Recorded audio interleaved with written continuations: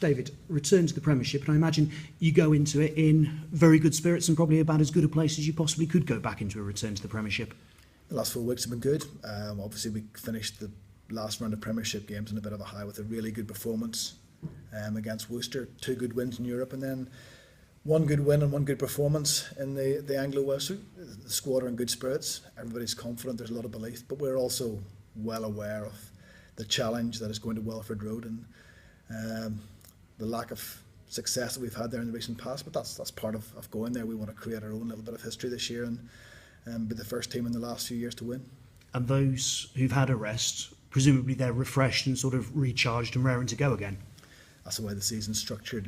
We know there are a number of breaks right throughout the course of the season that give some of those players who have a lot of game time the opportunity to recover, but also equally some of the players who haven't played much, players who are coming back from injury, the opportunity to stake a claim. And I think over the last few weeks we've managed to get that balance right, and we've got a good squad to pick from going into the Leicester game.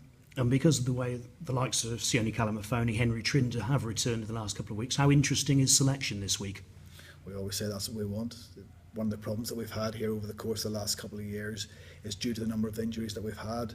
We haven't really had a huge number of selection dilemmas week in, week out. We know now we do have, and hopefully with our international players coming back over the next few weeks with some of the players who've had those opportunities, each week that discussion will be a little bit more detailed. But the good thing for us is it allows us to produce a squad that's going to go into what is a really tough 4 weeks of competition. How much have Leicester changed since Aaron Major effectively became acting director of rugby? I don't think you'll see many changes in the way that Leicester approach the way they play. We know how good a team they are. We know that they've had a couple of difficult weeks in Europe, but actually if you analyse the games, it wasn't necessarily that they played badly. The teams they played against, Munster and Glasgow, were absolutely outstanding, particularly Glasgow. It's as good a club performance as I've seen in a long time. So we're well aware of the threats that they pose, the quality of player that they have. And for us, it's about taking the little bit of momentum, the confidence that we've had over the last number of weeks, and not just the last 4, but beyond that, the games that we've performed well in the Premiership, taking that into this weekend. And have you got to go and replicate a Glasgow or a Munster to go there and win?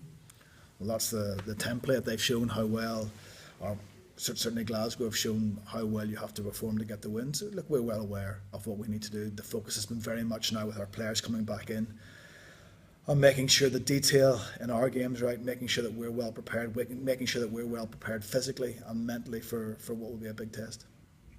Injuries, how's the score? Because there were a host of people unavailable last weekend, and not just through international call-ups. It wasn't that we had players unavailable last weekend. We had lots of players available. We had made a plan for selection a long time ago that they were going to get a rest.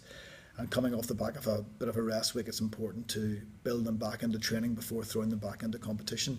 So injury-wise, our squad's in good place. The one disappointment from last weekend was the injury to Elliot Creed. He's had surgery this morning to repair what was a fracture dislocation of his right ankle. But hopefully we'll see him back fit and well in time for the start of pre-season.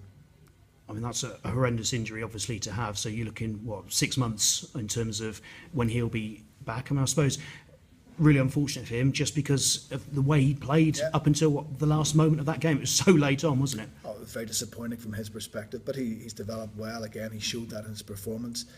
It's hard to put a time scale on an injury like that. We've got a top quality medical team who will be looking after him, and the goal will be very much to have him back in time for the start of pre-season in June. Any of the players who missed out last weekend, I'm thinking the likes of Charlie Sharples, Mariana Gloucester, are they back in contention maybe? Yeah, they'll all be back and available for selection this weekend. And that's excellent news. Finally, is this a good time to be playing Leicester? Because obviously they're without their internationals, you're without their internationals, so strength of squad in both cases being tested.